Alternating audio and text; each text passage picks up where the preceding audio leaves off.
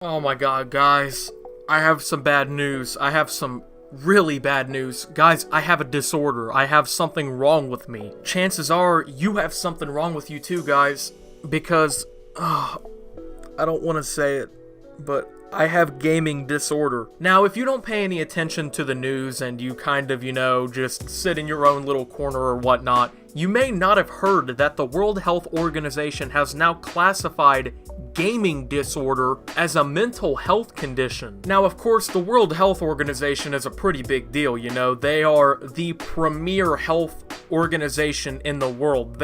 What they say pretty much goes in most scenarios, right? So, they updated something that they call the ICD, which it's a big deal when this is updated because it's obviously not updated very often, and when an update does come, it's kind of a quote-unquote breakthrough. ICD-11 has come out, and it is what really defines gaming disorder, which is defined as gaming disorder is characterized by a pattern of persistent or recurrent gaming behavior, or digital gaming or video gaming, great terms by the way, which may be online over the internet or offline, which can be manifested by impaired control over gaming, like onset, frequency, intensity, duration, termination, and context. Increased priority given to gaming to the extent that it takes precedence over other life interests and daily activities, and continuation or escalation of gaming despite the occurrence of negative consequences. The behavior pattern is of sufficient severity to result in significant impairment in personal, family, social, educational, occupational, or other important areas of functioning. The pattern of gaming behavior may be continuous or episodic and recurrent. The gaming behavior and other features are normally evident over a period of at least 12 months in order to be a diagnosis, although the required duration may be shortened if all the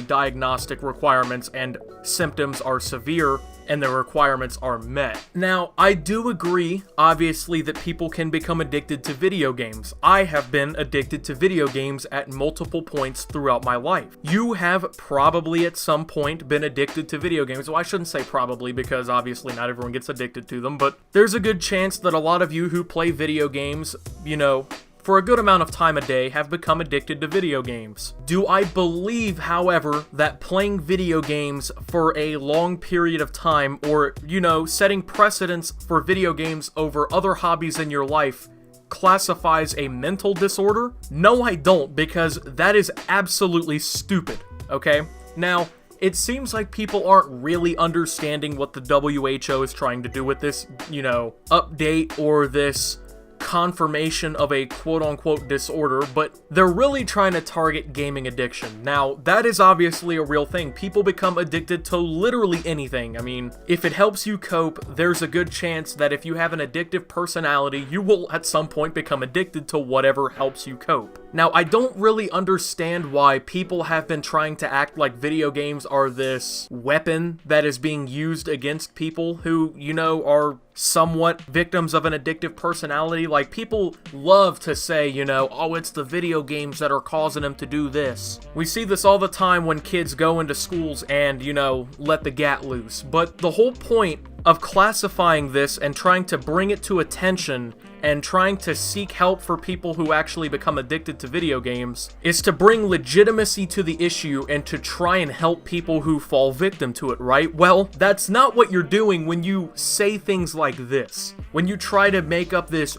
gaming disorder, which, by the way, many psychologists and other experts are saying lacks scientific basis for the most part, you're kind of delegitimizing other issues in our society. I mean, I don't know if I'm really the only one who thinks that, but which one do you think is worse that we need to deal with first in our society? The large amount of stress that is put on kids these days in public schools and through the educational process that in reality doesn't really help them that much in life, ever increasing expectations to go and dump all this debt on their backs in college, and the idea that everybody has to be perfect that, causes depression in millions of kids each year. The kid goes home and plays Fortnite after school for 3.5 hours on his Xbox because he's sick and tired of spending 7.5 hours a day at school, being taught that if he doesn't go to college and do something that a teacher tries to tell him is a great job and a great opportunity, and that he'll be a failure if he doesn't go to college and do whatever they tell him to. Which one do you honestly think we should be targeting more?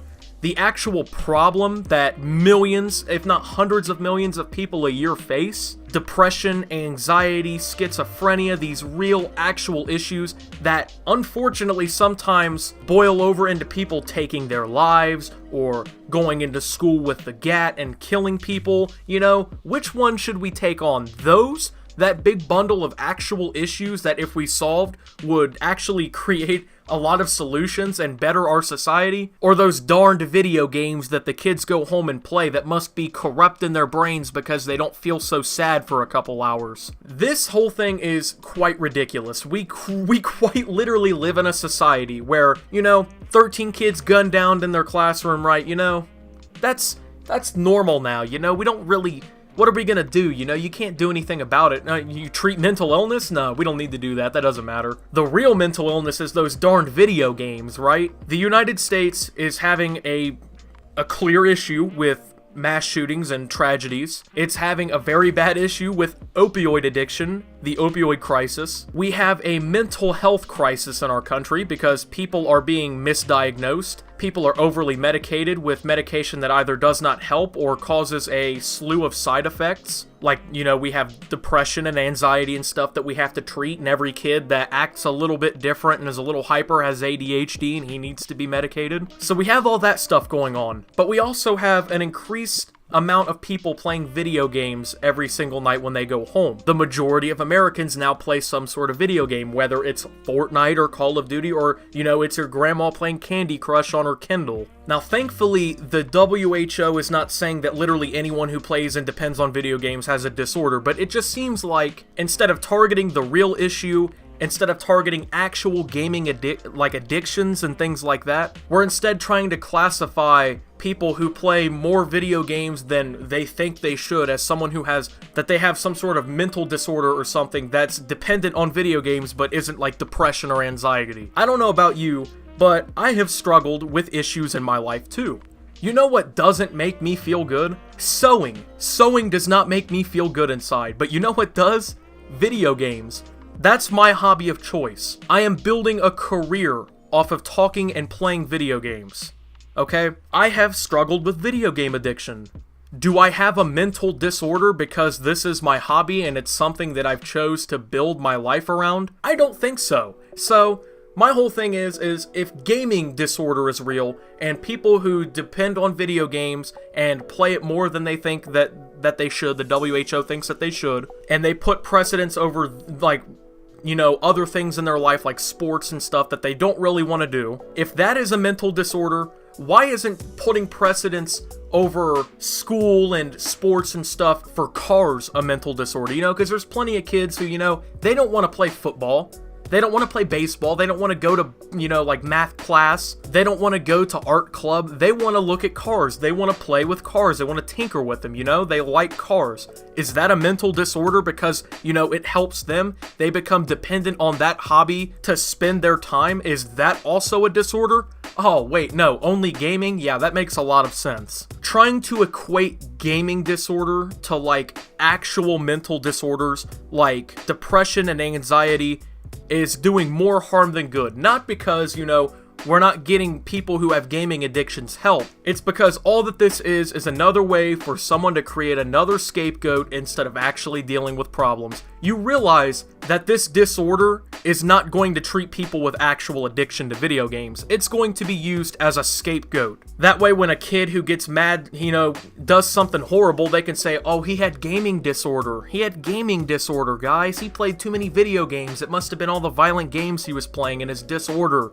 that made him do this. It's another way for us to look away from the real problems in our society, like real mental health issues like depression and anxiety, and to just create a scapegoat. Video games have been a scapegoat for, you know, probably ever since before I was alive. I'm 18 years old, so probably for about 2 decades now. You know, parents have been blaming it for everything, you know? And I see this argument too, it's like, there isn't a smartphone disorder, okay? Because a large majority of kids in my generation are literally glued to their smartphones. They rely on interacting with other people through their smartphones and playing games on their smartphones to get them through the day. They ignore their schoolwork, they ignore their other hobbies, just to play on their phones. They aren't saying, oh, we have a smartphone disorder, but you know, Lord forbid you play a little bit of League of Legends when you get home after a stressful day at the office, and you do that maybe 25, 30 hours a week. We're just delegitimizing real issues in our society by this. The World Health Organization totally rushed this. It was ill-informed. They're not tackling the actual issues revolving around gaming like actual addiction.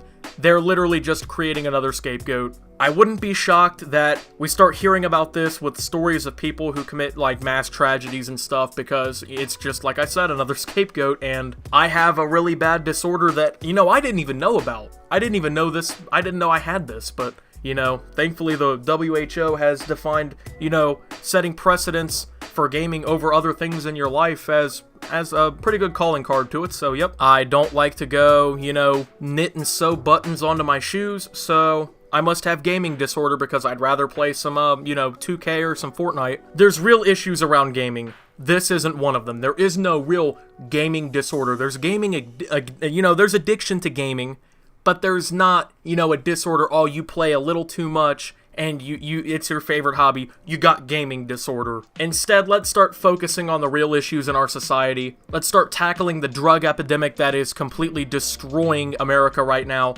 Let's go ahead and tackle the actual mental health illnesses that are plaguing our country, like depression, anxiety, schizophrenia, bipolarism. There's just so much that we actually have going on in our country that is causing actual horrible effects on our society and are creating tragedies every single day.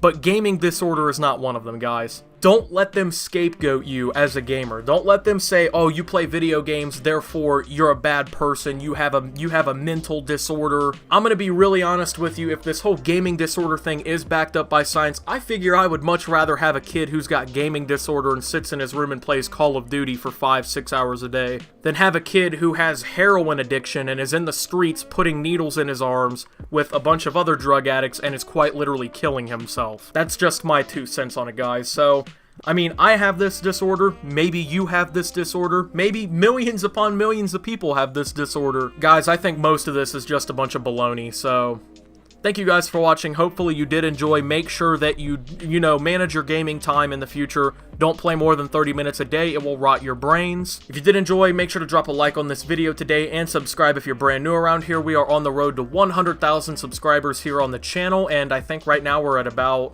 oh god, what is it, 72,500, something like that. It's a pretty crazy number. Thank you guys for all your support. We've been doing very well recently, but I'm really trying to get to 100K, hopefully by the end of summer. That would be pretty crazy, but that's a stretch. If you would like to help, go ahead and hit that subscribe button, hit the notifications button for always to see updates on your phone, tablet, computer, anything you use YouTube on about all my newest content and live streams as they happen. Follow me on Twitter at @SubToOptimus for memes, thoughts, and updates. Join the Discord below to talk to me and other fans about your gaming disorder. We do have some therapists in there who can help diagnose and treat you. And until my next video, guys, this is Optimus, dealing with gaming disorder, and signing out.